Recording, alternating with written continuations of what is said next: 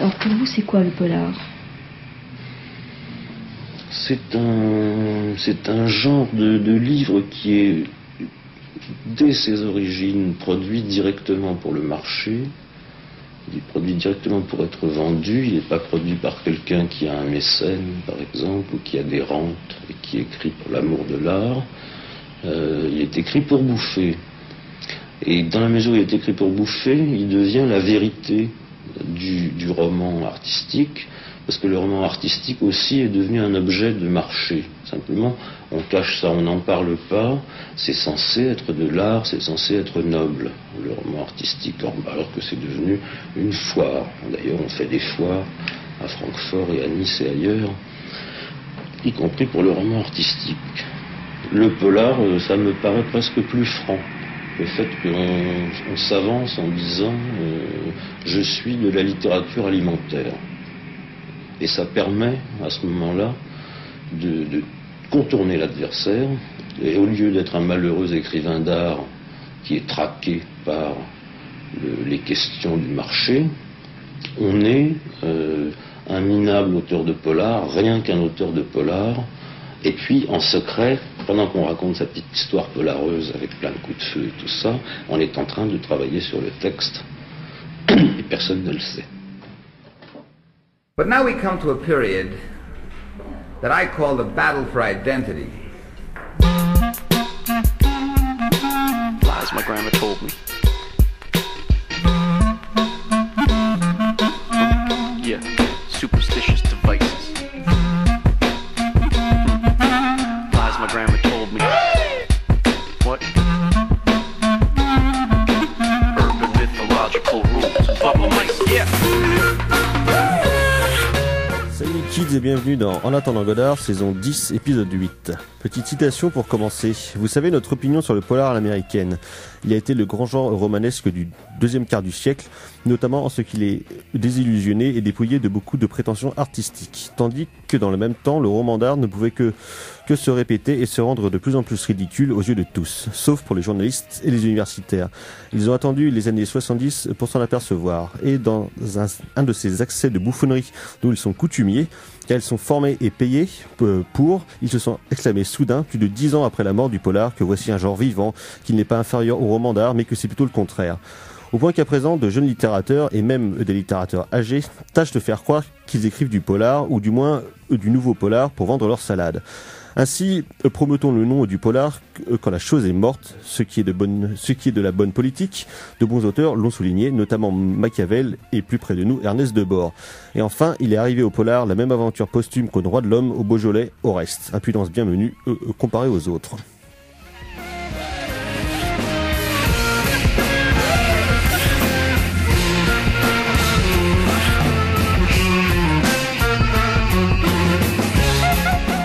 Et oui, en attendant Godard, et c'était un extrait d'un texte de Jean-Patrick Manchette, date Chester Cat, extrait de Charlie Manson numéro 142 en novembre 1980. Car de Jean-Patrick Manchette, il va en être exclusivement question ce soir, à l'occasion de la sortie la semaine dernière dans les salles françaises du nouveau long métrage du duo Hélène Cattet et Bruno Forzani, Laissez bronzer les cadavres, adapté du premier roman donc de l'écrivain français qu'il avait coécrit en 1971 avec Jean-Pierre Bastide.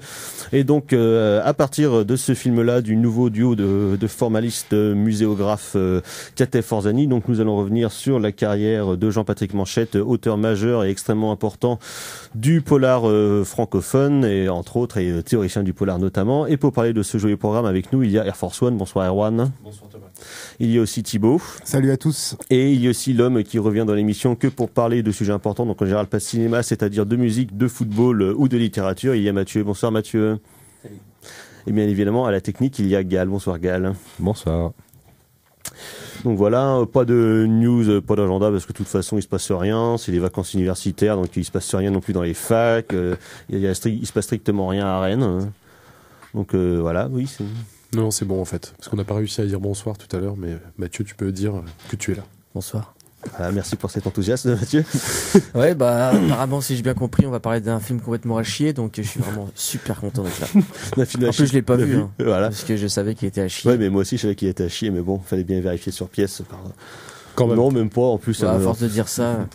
Surtout qu'en plus, c'est des films comme que je suis disait particulièrement Jaime Semprún, c'est une chose de reconnaître un étron, c'en est une autre de marcher volontairement dedans. Bah là, effectivement, on a bien marché dedans volontairement. Donc, toujours une question de nuisance, en fait. Après ça, toujours, on pourrait peut-être en faire une encyclopédie. Dans son petit précis de récupération.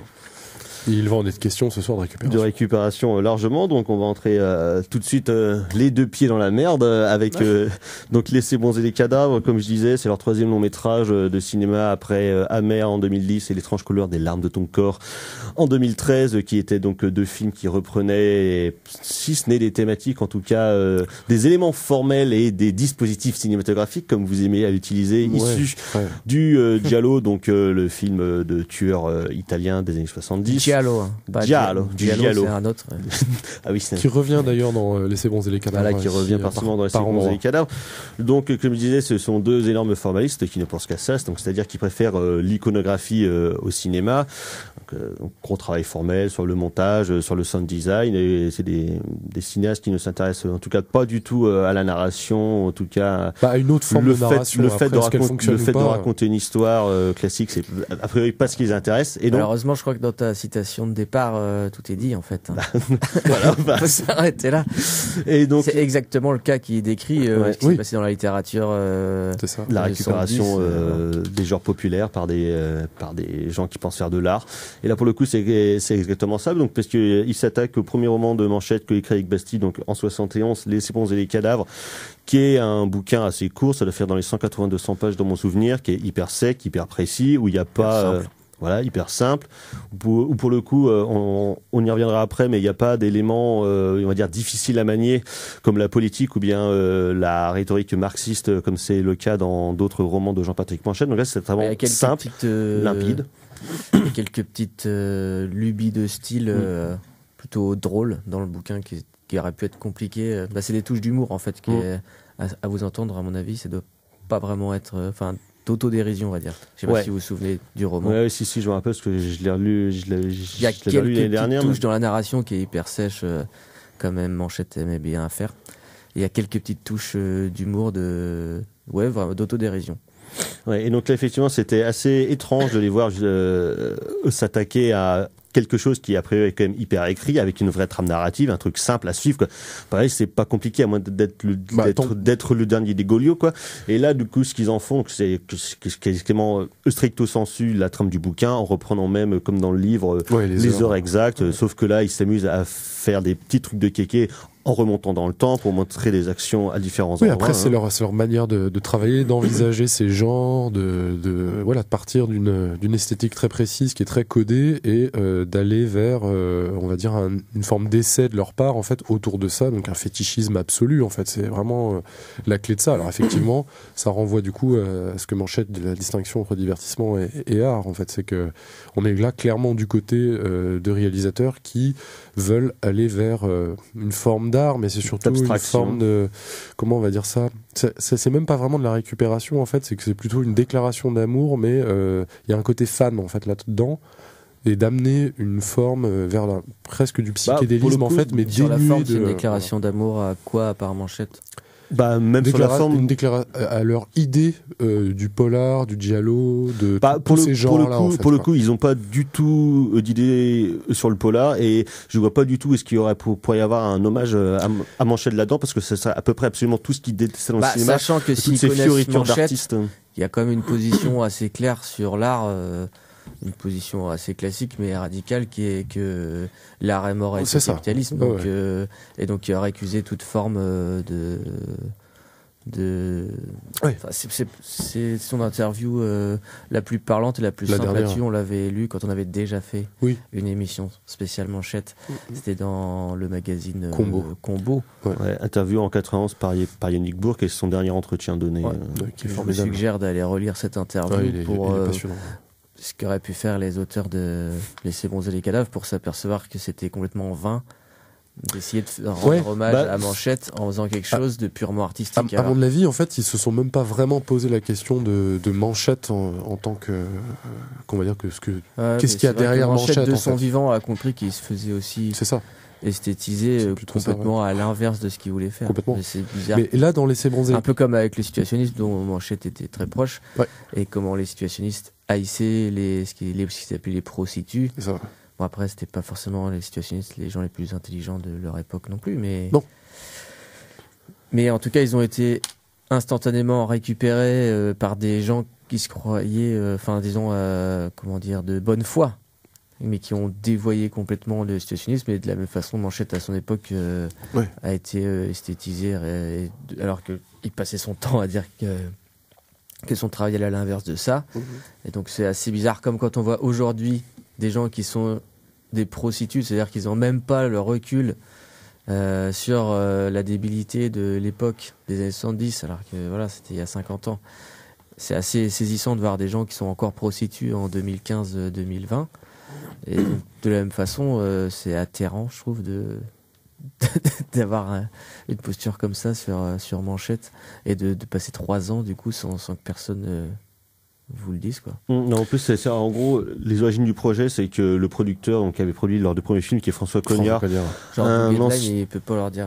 un ancien de Starfix, qui donc est très copain, parce qu'ils ont fondé le magazine ensemble avec Doug Headline, qui est le fils de Jean-Patrick Manchette et qui est un peu le mec qui s'occupe de sa succession, de faire des rééditions, tout ça, ce qu'il avait fait notamment en 2008 avec le journal et la réédition des chroniques, entre autres. Et donc, ils se sont bien arrangés entre petits potes pour que Cognard récupère les droits de laisser bronzer les cadavres. Et donc lui, il a confié ça à ses petits poulains, donc Catet et puis Forzani. Et je comprends vraiment pas comment est-ce qu'il a pu dire ça pourrait faire une super idée, qui après avoir fait n'importe quoi avec des éléments du giallo, là ils vont encore faire plus n'importe quoi avec un genre hyper codifié, très écrit et très sec, en faisant un polar qui en plus n'en est pas un, en fait. Mais en plus, là où ils sont vraiment débiles, parce que à la fois le cadre est super cool, donc c'est dans un hameau abandonné en ruine en Corse, et ils sont totalement analphabètes de la mise en scène, c'est-à-dire que c'est vraiment hyper simple de faire une topographie des lieux pour que au moment où les mecs vont se canarder, on puisse comprendre quelque chose. Et le truc, là où c'est vraiment insupportable, ils sont complètement débiles quand ils filment des scènes d'action, et même, mais c'est dès le début du film, c'est-à-dire qu'il y a quasiment pas de plan large, c'est que des gros plans, bouche, main, yeux, raccorder les deux, quoi. Monté de manière hyper cut, ce qui fait que tu comprends strictement rien et que tu t'en tapes complètement de tous les persos qui sont dézingués au fur et à mesure. Plus, même si on en reste sur purement le style de Manchette et qu'on fait abstraction de ses théories sur l'art et de son marxisme larvé, pas plus que larvé, quoi, hétérodoxe, on va dire. Il aurait pu travailler quand même sur son style qui effectivement est très travaillé, donc on a pu dire c'est juste là-dessus que ça se base. Manchette était un grand admirateur des stylistes et lui-même de Flaubert, en particulier de Flaubert. Et du coup, il aurait pu travailler là-dessus, puisque il travaillait énormément son style. Mais ce que vous dites du film, on a plutôt l'impression qu'ils n'ont pas compris non plus.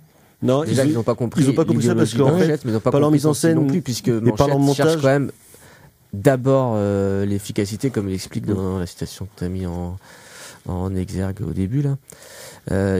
Il cherche d'abord l'efficacité, il cherche d'abord à faire un polar qui peut être lu par n'importe qui, et ensuite dans lequel ils disent des choses.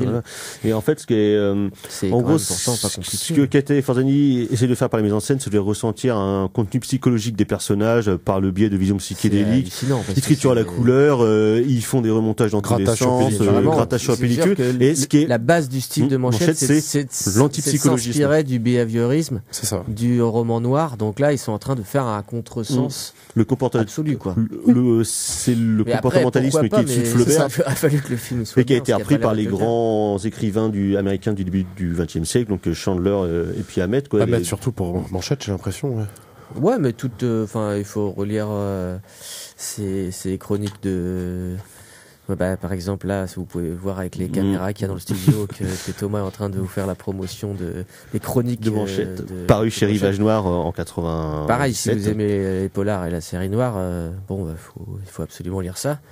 Là, c'est un bouquin ça s'arrête pas à mettre c'est pas non plus une sorte de fétichisme des origines du noir. Ça va il continue à lire, à critiquer de son vivant tout ce qui sort.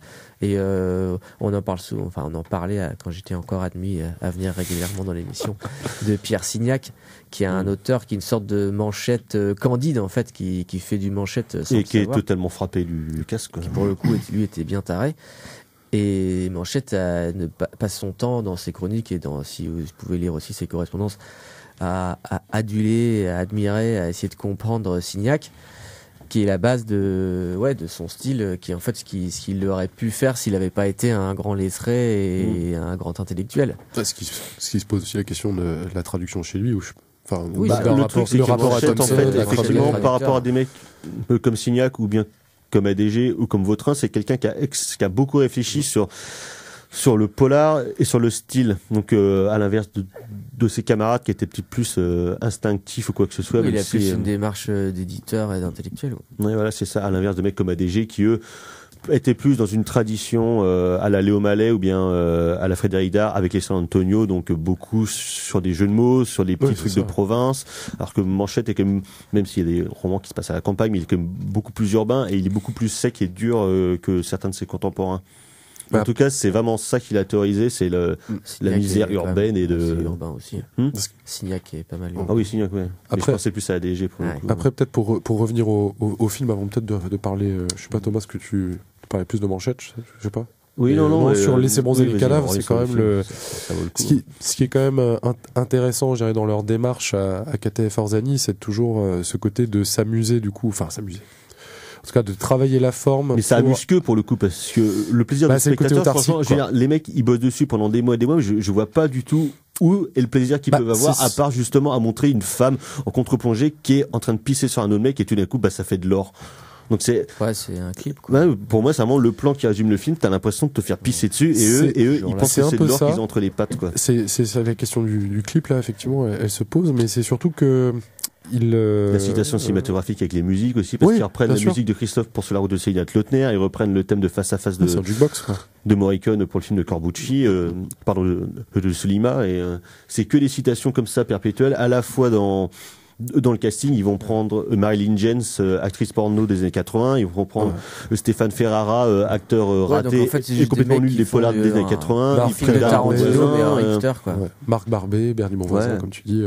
Mais ça, c'est quand même toujours la question tu parlais d'iconographie, mais maintenant d'aller travailler les icônes, en fait, et que du coup, chaque image peut renvoyer à d'autres choses, etc., etc. Mais le but aussi. C'est même pas du symbolisme, là, ça devient juste lourd, quoi. C'est-à-dire que c'est vraiment juste l'image pour l'image. Il y a rien derrière, c'est juste parce qu'ils trouvent ça joli. Du coup, ils vont faire un agencement de plan joli. Ils font, ah putain, ça a de la gueule. Et sauf que t'en tires strictement rien comme plaisir de spectateur. Et surtout, pour la narration du film, c'est strictement inutile. Parce que à la fois, la psychologie des personnages ne sera pas plus éclairée que ça, à part que visiblement, ils voient tous en jaune ou bien en rouge. Successivement. C'est qui c'est censé intéresser ce genre de film? Alors ça, justement, c'est la question, c'est que pour le coup, les gens qui à la sont fois en recherche d'art, pour parler. Sa place est clairement dans un musée pour le coup, parce que ça. Non, mais dans un musée, un musée qui s'intéresse de passer. Surtout un film d'une heure et demie à regarder ça. C'est ce que j'allais un peu dire, c'est qu'il y a la démarche de plasticien quasiment là-dessus. Mais les plasticiens, ils sont quand même pas là-dedans. Je veux dire, s'ils sont plasticiens, ils sont pas au cinéma. Passés à autre chose maintenant. C'est ça. Je sais pas. C'est déjà de grandir. C'est pour ça que ce qui vise, mine de rien, au-delà de la narration et là de ce cadre-là du roman de Manchette et puis de Bastide, c'est que cette narration-là, elle est surtout à viser vraiment le sensoriel pour le spectateur. C'est-à-dire que c'est du coup une forme d'excitation visuelle qui est permanente en fait. Une espèce de foutre le son à bloc, notamment la question du rythme. En fait. La La question du rythme, elle est là. Il y a pas de rythme. Le film est super chiant en plus. Pourtant le film est court et t'as des problèmes de rythme ahurissants. Mais je parle pas de rythme de l'intrigue. Il y a juste le rythme des séquences. Il n'y a pas d'intrigue en fait. C'est ça. C'est que c'est plutôt ça. C'est que du coup vraiment. Exactement. C'est vraiment une question de exciter l'œil en fait plus que d'aller vers. Qui jouit. Oui, si on veut. C'est ça, c'est-à-dire que du coup c'est Bava qui est derrière, c'est tout ça. Mais ça produit, au-delà de ça ne produit pas grand-chose, quoi. Sauf que pour le coup, Bava, c'est un vrai cinéaste, comme Manchette est un vrai écrivain. Donc c'est-à-dire qu'il savait mener une histoire, même si tu peux avoir des coquetteries de style parfois, ou bien des choses comme ça, ou bien des effets de manche dans sa mise en scène à Bava. Mais pour le coup, c'était absolument pour raconter une histoire et pour développer des personnages. Si tu t'en fous l'image pour l'image, on s'en bat les couilles. Dans ce cas, effectivement, tu fais de la... Tu fais de l'art vidéo, j'en sais rien. Ou des neurosciences, ou je sais pas, tu fais autre chose. C'est pas la peine de s'emmerder à mobiliser 50 personnes sur 3 ans, à faire venir des pauvres gens un lundi soir dans une salle de merde qui est en pente pour voir un film à chier. Il faut se rendre compte qu'ils font du mal à La au cinéma, population, et la quoi. population, mais ça, ils sont même en Font termes chier, mais non, mais ils ont rien d'autre à faire. Ces deux juste mecs-là. de C'est un mec- spectateurs, c'est j'ai un un mec- couple. Un couple, bah je sais pas, ils peuvent pas faire autre chose, mais qui sont Des enfants, à je sais 2 pas. et puis qui continuent à faire leurs études de merde et qui nous fassent pas chier au bout d'un moment. C'est vrai, putain. Moi je me casse. Mais sur le film là aussi, c'est que c'est le côté poupée russe permanent. Donc, Ah, du coup, ça c'est un bon film. ça, voilà. Ça ressemble à un film nul, mais un film. Manchetien quasiment, Ouais. les poupées russes. Mais, Non, mais en plus les mecs ont pas vu. Enfin, je sais pas comment placer du coup ce film dans les autres adaptations de Manchette, quoi. Ça veut dire. nulle part. Nulle Ça part, aurait parce que pu c'est être pas une marrant, adaptation tu de vois. Manchette en fait. Pour moi, c'est ça, c'est que c'est pas une Ouais, adaptation de bah, c'est Manchette. bien, c'est-à-dire que tu reprend fais un hommage à principe. Manchette et le truc c'est juste un pauvre prétexte. que Quand Manchette t'achètes aurait des fait. droits d'un bouquin pour finalement pour adapter. Bah, c'est la situation qui les qu'est-ce intéresse. de pognon. Ils auraient Mais- pu adapter le code civil dans ce cas, tant qu'à faire un truc radical. En fait, ce qui le, Code pénal, c'est plus. parce que c'est quand même la clé, le code la, du travail, la- ça va plus vite. la clé, elle est là sur la question de Ça va la clé, elle est là sur la Oh, question de la quel dramaturgie et du récit en fait. C'est-à-dire que il y a pas véritablement, il y a quand même un récit, un minimum qui, en tout cas, nous fait mais un qui peu lâche en cours de conduire route au de bout de A 20 à Z. minutes. Mais au-delà de ça, comme ça les intéresse pas vraiment la question du personnage et du récit, ou le récit, c'est vraiment la forme. C'est ça qui les Est-ce que tu intéresse. as un exemple, Erwan, d'un film qui aurait les mêmes intentions et qui serait réussi? Qui serait réussi Moi, je me Non, dis- parce que justement, il y a Irréversible Thibaut. de Gaspard Noé. C'est peut-être la seule fois où ouais, je vais parler de c'est Gaspard Noé. ou alors d'une certaine manière. Mais là, on est tellement loin dans l'expériment, enfin loin, Non, dans une forme. on est Non, pas mais en si plus, loin on que n'est ça. pas loin, c'est ça qui est dingue. C'est ça, c'est ça. Ouais, complètement. Je veux dire. Bah, dans ce cas-là, ça peut être, je sais pas, quelqu'un qui peut le faire, c'est Assayas avec le film avec Maggie Chung. Mince. Clean. Non, le film Oui, des années pas 90. Irma Vep. Irma Vep, ou alors, je sais pas moi, C'est ou pas alors une un marque Nicolas de Winding club Refn. électronique, ça? Non. Un Nicolas Winding Refn par moment. Ah, mais justement, par je tout petit pensais moment. à Trail à la Rising, qui était aussi un film insupportable, qui voulait Moi, investir celui-là, un genre, donc c'est pas tout à fait un sous-genre du film d'aventure et puis du film de viking pour en faire absolument n'importe quoi. Genre, oh regardez, ça va être psychédélique, je vais mettre un plan à l'envers et je vais mettre du rouge pour ouh là là, attention, c'est un peu fou et ça va pas plus loin que ça non plus dans le film de Kate Forzani. C'est-à-dire que c'est des petits trucs, des petits effets que tu fais sur After Effects pour montrer que c'est cool quoi. Après, là, Juste pour montrer si- que tu connais ton logiciel. S'il pourrait y avoir un intérêt au film, Une en bande fait, ce démo, serait quoi. de le voir simplement comme comme une succession en fait d'acmé. À chaque fois, D'actes manqués. c'est des, comment dire, c'est un pic énorme qui se passe juste à l'image, mais Mais t'as à l'échelle rien. d'un film, Il y a pas de bah, y a rien pic, du y a tout. rien. Bah, Le si, climax du film, par exemple, typiquement, ça, mais si on va ça par peut là, être dans ce cas, l'assaut d'un clocher c'est performatif. comme dans quoi. un western Ouais, et puis ça mène à n'importe rien. quel film, bon bah, a un intérêt, même. Mais du coup, il n'y a pas de lien. n'importe Le quelle seul lien, merde, c'est cette succession-là. Tu vas dire, bah, l'intérêt de ce film, c'est que c'est une merde dans ce cas. Bah, Parce que bah, ça montre la merditude du film. La merditude gna, des gna, choses. et tout. Parce que comment on va dire ça, sur la configuration avec du coup d'un côté ce qui se passe, donc c'est quand même raconter l'histoire de laisser bronzer les cadavres, Thomas. En plus, c'est très simple. C'est une vieille folle qui habite dans son hameau, qui a 3 mecs en vacances chez elle, plus un écrivain raté. Les 3 mecs font un braquage, ça tourne un peu mal, les flics s'en mêlent Ouais. et ça va être un règlement de compte dans le hameau. Donc à partir de là, qu'était Simple, Forzani efficace, en fait western. mettre en place une série de configurations plastiques pour aller exacerber à chaque fois qu'est-ce qui se J'ai passe. pas lu le livre d'ailleurs. même. Ah puis c'est lourdingue dans le style, Parce que dans les le- dans gros le- plans sur dans les le gueules des livre, Bernie Bonvoisin, un truc comme ça, sur les bouches qui suent, qui. Ah bah du coup après c'est Les cette bouts question sur la sensorielle et bidoche, perception, c'est permanent. C'est-à-dire comment on fait pour filmer par exemple la scène, on peut appeler ça une scène, mais la voiture justement qui tu sais quand Ah ils sont sur c'est la nul. route. Oh là là. Ils sont sur la route et c'est justement comment quel type de plan utiliser, quelle vitesse de montage et tout ça. Mais c'est pour on va dire atteindre ce qu'ils faisaient déjà dans la mer et l'étrange couleur des larmes de ton corps, une vitesse c'est bien, ces de films. Non, représentation. c'était horrible. Ah, d'accord. Putain, Une c'est- vitesse de représentation qui ne va pas dans le sens de vouloir raconter absolument une histoire, mais de travailler sur le cadavre des genres. Par contre, dans Amer et l'autre, là, machin corps, Mhm. et, les affiches étaient pas mal. Ouais, bah là Mais c'est pareil. la question en fait, c'est elle est là. C'est la question. des belles de- Les affiches, mecs, est-ce qu'ils c'est font ça. pas en fait un film juste Pour faire des affiches. pour être un prétexte à avoir une affiche cool? Parce que moi, limite, j'aimerais bien Parce que avoir. c'est la seule- Moi, j'aimerais bien avoir la fiche du film, mais bon, le film est nul. Quoi. Ah oui. C'est un peu C'est un déprimé, peu quoi. l'invasion des profanateurs de sépulture, tu vois. Ah bah les c'est affiches, ça, quoi. c'est un truc de body snatchers où les mecs C'est ça. essayent de reprendre, mais sauf qu'ils ont aucune âme et qu'ils ont aucune idée, bah du coup ça en devient pénible. En fait, Du coup, c'est- vous qui c'est là où lisez c'est plein juste- d'articles et tout, et les mecs, ils en Bah, parlent. j'ai rien lu quasiment. Si, Enfin, si, moi j'ai j'ai juste lu, un en fait, article, ils ont l'air très gentils, mais par contre ils sont totalement incohérents et assez bêtes dans leurs réponses. Par exemple, ils comprennent pas pourquoi est-ce qu'ils sont vus comme des cinéastes élitistes, ils ont l'impression de faire des trucs populaires et tout machin, mais c'est pas possible quoi. Mais oui, pourtant on les larde de références au giallo, au polar, au western, machin, mais sauf qu'ils font ça d'une telle manière que ça en devient totalement Est-ce que hermétique. c'est Et là où ça devient problématique dans leur démarche, c'est de la pardon, récupération même. pure et simple de genre Oui, pour en mais- faire de la branlette. Et puis c'est surtout que C'est pour faire de la branlette, mais ça n'a pas l'air de marcher non plus, parce que je veux dire, la branlette maintenant, elle est ailleurs. Bah, Qui s'intéresse qui littéralement? mais et puis c'est sûr sais pas. c'est sûr c'est sûr. Il n'y a pas quelqu'un qui dit j'ai vu ça, c'est incroyable. J'ai même pour te la raconter, tu peux pas. Bah si leurs potes critiquent en fait ils disent Et c'est super, c'est un grand film. Bah, en fait, ce qui me gêne le plus par rapport au film, c'est que on n'a même pas spécialement envie d'aller vers ah bah tiens ça vient de là exactement, c'est telle citation, c'est telle référence, c'est tel... Non, c'est même pas ça en fait, c'est qu'on est Ah oui, mais au-delà parce de... que si tu veux, nous, Tarantino, il nous saoule tous à faire ça.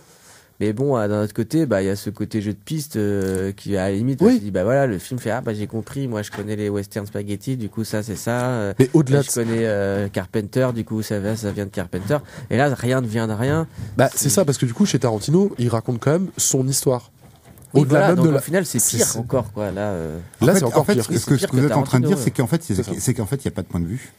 Non, Bah, il non. peut faire rien.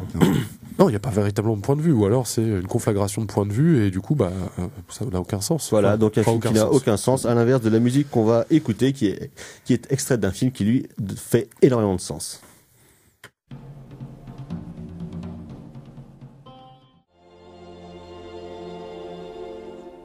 En attendant Godard sur Syllab, et donc c'était un extrait de la bande originale de Faccia a Faccia, le dernier face-à-face de Sergio Solima, musique composée évidemment par Ennio Morricone, musique que l'on retrouve très mal utilisée d'ailleurs dans Laissez bronzer les cadavres d'Hélène Catet et Bruno Forzani, cette grosse merde, donc vous l'aurez Oh là compris, là. ce film, Quelle vulgarité. ce film atroce est totalement inutile, mais que Bah, On peut apprécier le délire du film. mais que vos amis fans d'art contemporain apprécieront. C'est dommage quand même que personne ne l'ait aimé. Oui. Que Thibaut ne l'ait pas vu. Il y avait Carla qui l'a aimé, mais bon, elle est pas là, elle a préféré. Ah, bah ça aurait été intéressant de Ouais, savoir oui, pourquoi. Voilà, Elle elle a a dit- préféré se réfugier dans le Qu'est-ce sud qu'elle de a la dit France. d'ailleurs que le film Elle était... c'était ouf. Où ça, dans le sud? À Milo. Bon, Ah oui, on va y aller. pourri, Ouais, mais c'est pas. bon. On dit syllabe. Oui, on dit syllabe. Je crois qu'on disait clab. Non, non. D'accord, ok. Ça fait pas si longtemps que t'es parti, Mathieu. Si. Ah, c'est bien trop longtemps. Donc, à propos de gens qui sont partis depuis longtemps, Jean-Patrick Manchette, donc qui nous a quittés en 1995. On peut revenir un petit peu sur le parcours du bonhomme, donc né à Marseille en 1942 avant de partir avec ses parents dans la banlieue parisienne, et puis après des études d'anglais entre autres, où il pensait devenir professeur des écoles. Il s'est rapidement engagé avec les gestes communistes avant de se rendre compte que c'était quand même un sacré paquet de débiles mentaux, et donc de faire sa propre initiation politique par le biais de ses multiples lectures qui sont Ça te sert de leçon, Gal. dont il parle notamment beaucoup dans son journal, donc dont le premier volume qui était paru il y a 10 ans couvre les années 1966 à 1974. Je me permets d'intervenir parce que je refuse d'être associé aux jeunesses communistes. Dommage que vous n'ayez pas l'image parce que vous sauriez que c'est vrai. Ouais. Et donc, où en lisant le journal de Manchette, on peut avoir quand même un léger complexe d'infériorité quand on voit la production du bonhomme qui non seulement trouve le temps de se marier à une femme absolument admirable, d'avoir un enfant, mais en plus il travaille. D'ailleurs, ce serait intéressant enfin, je sais pas si ce serait intéressant, mais moi ça m'intéresse Oui, d'analyser l'importance qu'a eu Mélissa Manchette sa femme, sur son travail, qui ouais. était elle aussi traductrice et visiblement d'un niveau Ouais, puis je intellectuel pense bien badass. qu'elle l'a bien aiguillé sur beaucoup de choses. Sur beaucoup de choses, et notamment sur ses lectures qu'on voit dans son journal. Donc, il lit absolument tout. À la fois, il lit évidemment tous les jours. Il lit plein de journaux et de magazines, mais il lit des essais politiques, des essais De la philosophie. sur la théologie, un paquet de romans divers et variés absolument incroyables, et surtout, il voit un paquet de films par jour. C'est absolument ahurissant. Donc, il les voit soit au cinéma, soit à Il la voit un télévision. paquet de films par jour et il fume 100 paquets de clopes par jour. Voilà, et à peu J'en près. profite à peu pour près 3 litres de saluer bière. notre médecin personnel qui nous écoute à l'heure actuelle. Adrien. Et d'ailleurs, si vous avez des questions à lui poser, c'est donc le médecin officiel de En attendant Godard. Vous appelez à notre antenne, Tout à fait. un numéro que vous trouverez sur Internet.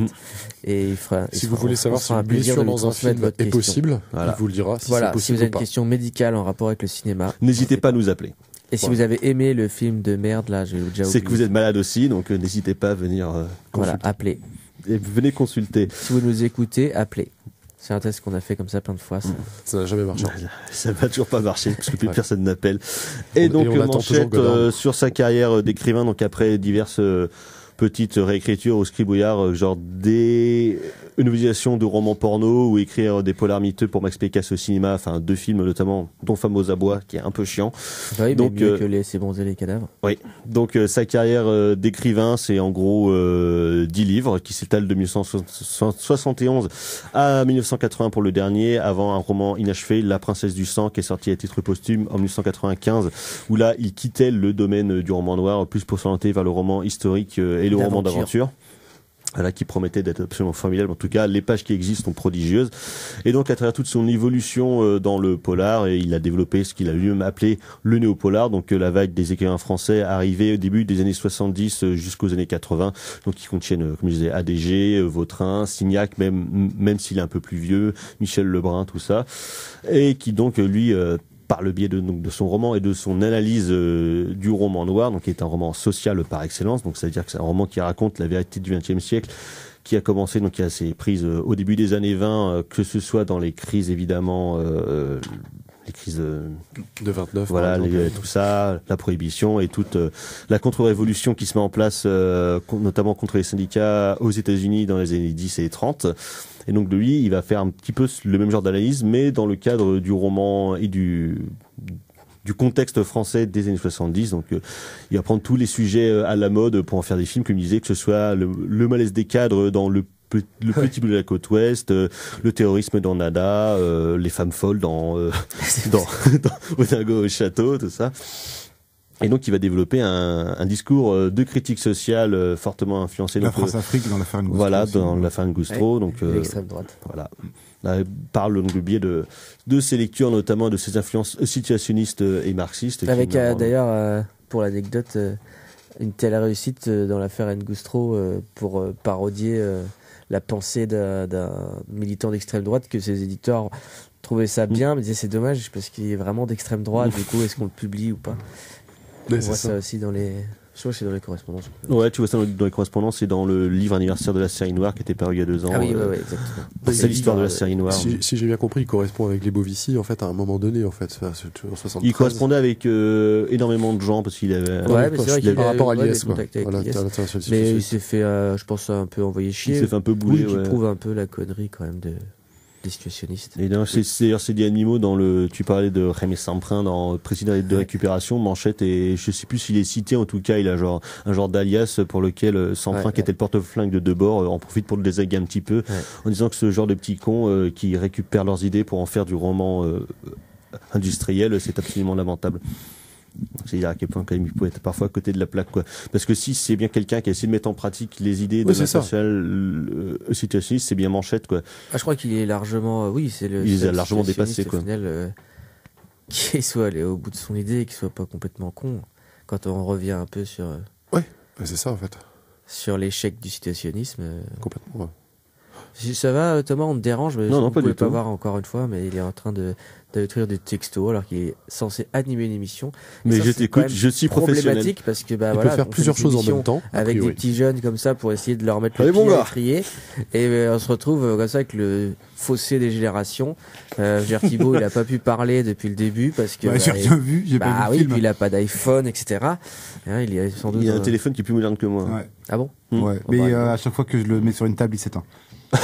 Ah, mais non, mais ça, c'est parce que tu as un magnétisme spécifique. Non, parce que je l'ai fait tomber parce que j'étais bourré. Ça me rappelle bon, une scène d'accord. de Jurassic Park, mais ça n'a rien à voir. Bon, Bref. Bref, on parlait de l'intérêt situationniste et de la pseudo-récupération de Manchette de ces idées-là, mais qui pourtant... c'est qu'il est quand même en dehors, justement, Ouais, c'est d'une étiquette particulière ou de. Voilà, toujours les meilleurs. c'est ça, quoi. Pas le côté finalement Comme Benzema franc-tireur, quoi. avec l'équipe de France. C'est la C'est les position. meilleurs qui sont mis en dehors. En fait, c'est la position. Bénard PSG. C'est la position du tireur couché, quoi. C'est ça, mais de toute façon, ça, c'est un truc qu'il a beaucoup parlé dans son journal et puis dans ses entretiens. C'est le fait d'être emmerdé quand t'as des idées révolutionnaires, mais tu commences quand même à avoir un certain confort bourgeois du fait qu'il gagnait enfin de la thune. Encore, il s'en pose beaucoup parce qu'il était loin d'avoir. Parce que quand tu vois sur elle, c'est vrai qu'il en chie tout le temps pour avoir de la thune. Il court après la thune auprès des éditeurs, auprès de la série noire. Je pense qu'il n'a pas profité longtemps de son confort. À part pour avoir un appart à Paris et des bouquins, ça va. C'était, de toute façon, les seules fois où il a pu faire des gros coups de thunes, c'est quand il a vendu les droits de ses bouquins, parce qu'il y en a beaucoup qui l'ont adapté. Parmi tous les révolutionnaires de salon, je pense que c'était largement pas le pire. À côté d'un trou du cul littérateur comme Frédéric Fajardi, par exemple, qui lui aussi écrivait soi-disant des romans d'extrême gauche et en a profité pour écrire des polars pour Alain Delon, par exemple, genre Parole d'un flic ou Ne réveillez pas un flic qui dort, ou trucs comme ça, qui sont quand même des films bien faf, quoi. Tout ça parce qu'ils tabassent des Arabes. Oui, entre autres. Pas que des Arabes, tout le monde. Parce que c'est Alain Delon, quoi. Ouais. Mais c'est-à-dire que oui, et pourtant, c'est vrai que Manchette a été beaucoup adapté au cinéma, quasiment tous, à part l'affaire Ngoustro, mais Nada a été adapté. Delon en a adapté 3. Il a adapté le premier roman des aventures de Tarpon. Il a fait Le petit bleu de la côte ouest, La position du tueur couché. Donc maintenant, Les Monstres et les cadavres, donc il y a quand même un beau stock. On va pas le compter celui-là. L'adaptation aussi de Odingo au château. Ouais, Odingo au château, qui est devenu Faut la tuer avec Marine Jobert, Michael Lonsdale et donc Thomas Millian, ce qui est déjà une preuve de bon goût. Ça en faut moins un point commun. Oui. Victor Lanoux. Ouais, Victor, oui, c'est vrai qu'il joue dedans. Et pourtant, Manchette disait en général quand il juge l'adaptation de un de ses bouquins ou quand il voit des films adaptés de bouquins, faut pas penser en termes de adaptation, mais de voir plutôt les œuvres précédentes du cinéaste pour voir comment est-ce qu'il se positionne par rapport à son œuvre. Il disait que quand il voyait les adaptations faites par Delon, il fait tout le monde s'en fout, dont moi, donc de toute façon c'est pas un problème. Moi je touche mon chèque, le bouquin là il existe, il reste, alors que les films de Delon qui sont basés sur ces livres, ils sont rapidement voués à disparaître parce qu'ils sont quand même d'une qualité merdique. Parce que des fois une adaptation peut un peu détruire. Oui, c'était pas un peu brouillé avec Chabrol pour Nada? Non, ils se sont pas brouillés. En fait, pour lui, c'était sa meilleure collaboration parce qu'ils avaient écrit le scénario ensemble. Donc, c'est-à-dire que Chabrol avait déchiré le bouquin en deux. Chabrol adaptait la première moitié, Manchette la deuxième, et après chacun repassait sur la partie de l'autre. Mais il y a deux choses qui ont chagriné Manchette dans son adaptation, qui pourtant est très fidèle au texte. C'est-à-dire que Chabrol a enlevé une invective contre le journal L'Humanité parce qu'on n'attaque pas le PCF, et il a aussi enlevé une critique sur la démocratie représentative.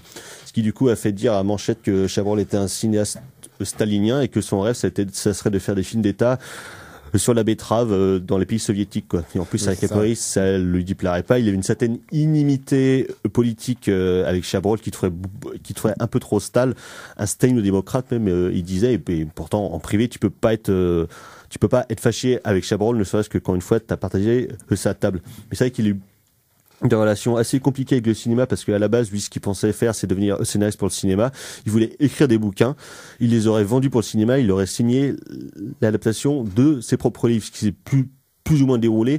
Mais il a quand même trouvé qu'il avait beaucoup d'incointance finalement avec l'écriture romanesque plus qu'avec le simple scénario. Et pourtant, il a bossé sur beaucoup de scénarios au cours de sa vie, beaucoup de collaborations, beaucoup ont été réécrits, tout ça, mais un des plus connus, c'est La guerre des polices de Robin Davis, qui avait un peu relancé la mode du polar en France en 79. Un polar un peu plus réaliste, un peu plus sec, un peu plus violent et un peu plus vulgos aussi, ce qui amène à des trucs comme La Balance de Bob Swain ou trucs comme ça. On voyait enfin des flics dans Belleville qui étaient un peu plus réalistes et crédibles. Mais il a aussi signé 2 adaptations de polar pour Gérard Pires. Il y a L'ordinateur des pompes funèbres et il y a L'agression. Donc 2 films avec Trintignant où pour l'agression il avait pris un malin plaisir à écrire strictement l'inverse du bouquin. C'est-à-dire que le bouquin c'est un gros truc de faf hyper dégueulasse et en fait Manchette retourne tout le truc pour faire ça. C'est-à-dire qu'il aimait beaucoup ça, larder parfois ses adaptations ou bien ses rewriting de considérations marxistes et proto-gauchistes.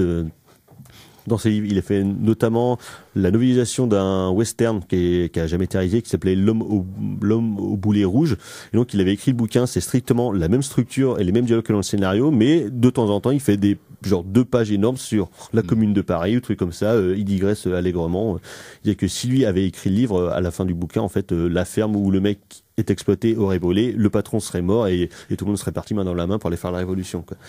Mais bon, de toute façon, ce que Manchette voulait faire, quand même beaucoup à la base, c'était écrire des westerns. Sauf qu'en France, on fait pas de westerns et que personne les voit. Donc du coup, le genre le plus populaire, c'est de écrire des polars, à la fois parce que en termes de cinéma, c'est le truc qui coûte le moins cher, c'est hyper sexe, c'est efficace. Et donc, comme pour le roman noir, tu peux développer un contexte social que t'as pas forcément dans les westerns ou bien les films d'aventure. Alors c'est bizarre parce que pour le western, parce que j'ai vu un entretien, mais alors le nom m'a échappé.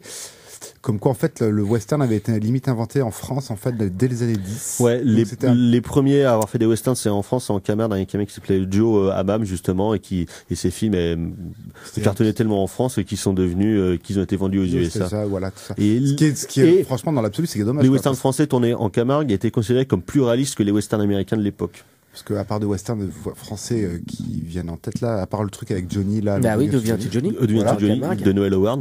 Ouais. Non, c'était fin août, début juillet là. Non, sinon il y a aussi des films avec Fernandel qui s'appelle Joe Dynamite, un truc comme ça où il joue un double rôle dedans. Fernandel, c'est un genre de western comique. Il y a Heroic Comedy, c'est avec Fernandel, il y a un cheval aussi. La vache et le prisonnier, mais il y a une vache. C'est une vache. Donc c'est dommage en fait. Donc oui, Erwan. Ouais, juste parce que ça quand. C'est trop tard. Non, passé, Thibaut. Par rapport à Manchette, au moins lire 2 notes de Manchette en fait sur la question du cinéma et notamment de ce que lui, enfin sa conception du cinéma en fait en lien au mythe par exemple, et il peut écrire dans une note, un de ces fameuses 57 notes, et il écrit donc: le cinéma sous la forme où il a triomphé se présente à la fois comme une fiction qui veut faire savoir qu'elle est une fiction et une fiction qui veut faire oublier qu'elle est fiction. Le grand film classique est à la fois une œuvre, c'est-à-dire une fiction donnée comme fiction, et une pseudo-réalité, c'est-à-dire qu'il absorbe le spectateur, que le spectateur marche et oublie qu'il s'agit d'une fiction pendant une partie du temps de projection pour se le rappeler ensuite. Il écrit sinon: le cinéma doit être de la camelote parce que c'est l'heure de la camelote, l'époque de la culture, mieux que la radio, moins bien que la télé. Le cinéma est l'art d'un temps sans art, le produit culturel de pointe du capital pendant la dernière période de triomphe mondial du capital.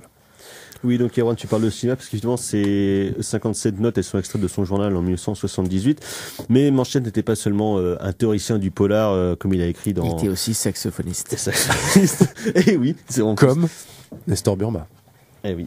Héros de Léo Mallet. Mais donc il a tenu pendant 2 ans des chroniques de cinéma dans Charlie Hebdo, enfin Harry, puis Charlie Hebdo, une chronique qui s'appelait Les yeux de la momie, donc où pendant 2 ans il a développé toute une sorte de théorie critique. C'est un film de Lubitsch de 1918. Autour du cinéma. Au bout d'un moment, il allait plus au cinéma, donc c'est son fils de Guedeline qui allait les voir, et Manchette réécrivait ses chroniques à sa manière parce qu'il connaissait un peu le point de vue de son fils, donc il pouvait rewriter les trucs. Et dedans, c'est vraiment une défense d'un certain genre de cinéma, à la fois le grand cinéma classique hollywoodien. Quand il dit rewriter, ça veut dire réécrire en fait. D'accord, ok. Voilà, donc jusqu'aux années 40, parce que t'en parlais tout à l'heure Mathieu, pour Manchette, comme pour les situs, c'est le cinéma est mort en tant qu'art dans les années 30, et après ça sera que de la reprise, que de la réécriture, que revoir un mythe qui a été créé par le cinéma, donc ce qu'on appelle le cinéma moderne, qui pourtant est considéré comme venu plus tard, à partir des années 50 au moins. Mais donc c'est clair que Manchette, quand il parle de cinéma, de toute façon, ça s'arrête au grand cinéma classique, soviétique, français. Oui, voilà. Lui, voilà, l'art du XXe siècle répète Dada indéfiniment. De toute façon, c'est pareil sur ces pensées-là. C'est toujours la question du régime esthétique. Ouais, mais qui pourtant, tu vois, tombe pas non plus dans un discours de vieux con ou bien un truc passif, c'est-à-dire que ouais, franchement, avant, on sait faire des trucs cool parce qu'il dit j'ai pas l'impression qu'il y ait encore les polars ou bien encore le cinéma, c'est un truc qui en parle constamment. Matérialisme historique après. Point barre quoi. Et même quand il y a des films récents qui sortent, genre par exemple Les Aventuriers de l'Arche perdue, il sait très bien que c'est pas les grands films d'aventure d'antan, mais ça s'en réclame suffisamment bien et c'est fait c'est un produit de son contexte. Voilà, c'est ça. Et donc c'est une vision qui défend, et il sera toujours la défense de cinéma de genre, ou en tout cas bis, d'économie peut-être plus petite, avec des sujets plus compliqués que des grands films de série A ou que des grands films d'auteur, quoi.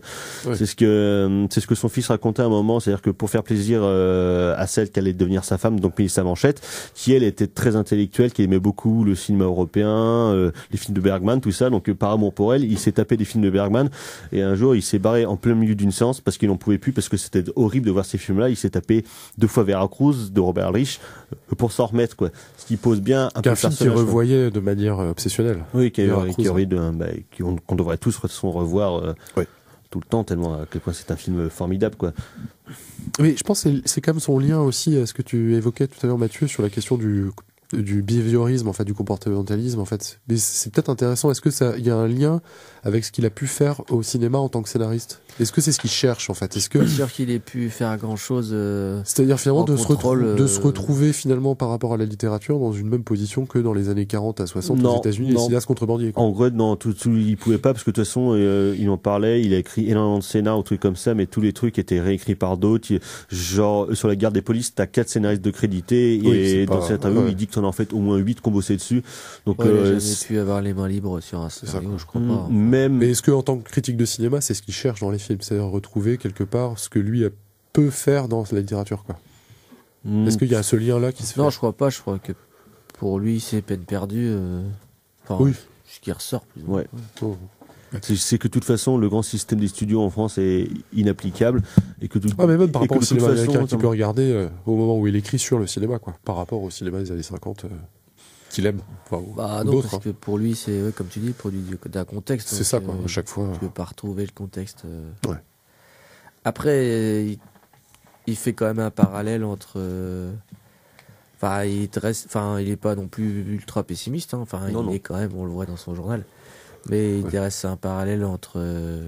Pour lui, la période des années 70 et une grande offensive prolétarienne avec quand même des prémices révolutionnaires intéressantes et tout ça. Il n'est pas forcément dans la fin de. Oui. Non, parce qu'au contraire, il se tenait hyper au taquet de tout ce qui se passait en Amérique du Sud, en Asie du Sud-Est et tous les mouvements un peu révolutionnaires qu'il pouvait avoir.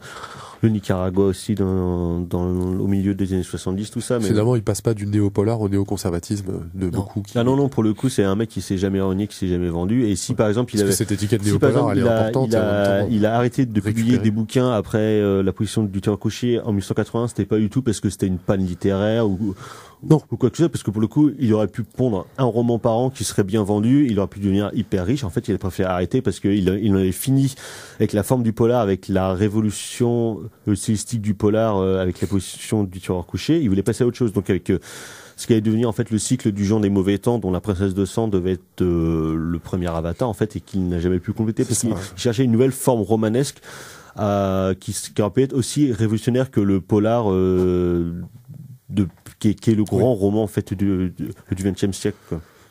Donc c'est un truc qu'il n'a pas pu faire. Donc plutôt que de vendre son cul comme tous les autres en écrivant des polars à tire-larigot à 2 balles, il a préféré faire un silence romanesque. J'imagine aussi au bout d'un moment, surtout si il en fait une dizaine, est-ce qu'après aussi il peut encore toujours s'insérer dans la série noire vu ce qui se passe et l'évolution aussi de cette collection? Même la série noire des années 80 et années 90, il a tout à fait sa place parce que c'était Robert Soula qui a pris la succession de Duhamel au milieu des années 70. Ce qu'il le dit dans le dernier entretien à Combo, il dit justement que pour lui la ligne elle est incohérente dans les auteurs qui existent là à ce moment-là. Il prenait tout au début 90, c'est Patrick Reynal qui a pris la succession de Soula. Effectivement, là c'est là qu'il a commencé à plus se diversifier et aller vers des écrivains qui par exemple tendaient vers la SF comme Maurice Dantec par exemple qui en 92 publie. C'est marrant que t'en parles, je voulais en parler parce que pour moi c'est justement peut-être après Manchette celui qui continue quelque part par rapport aux journaux, par rapport à ce que.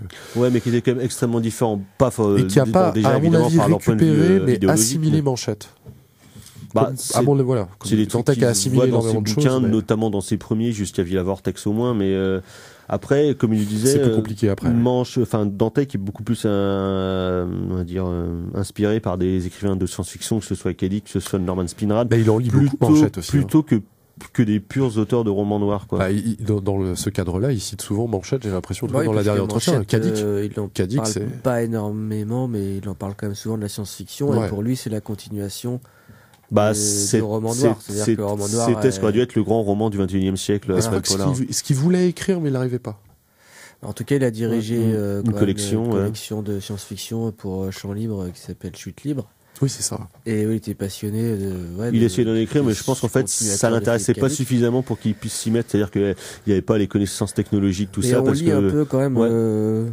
Je sais plus si c'est aussi clair que ça, mais il y a un côté où il dit voilà, c'était le roman noir à la littérature de la contre-révolution en Amérique et dans le monde des années 20, 30, 40.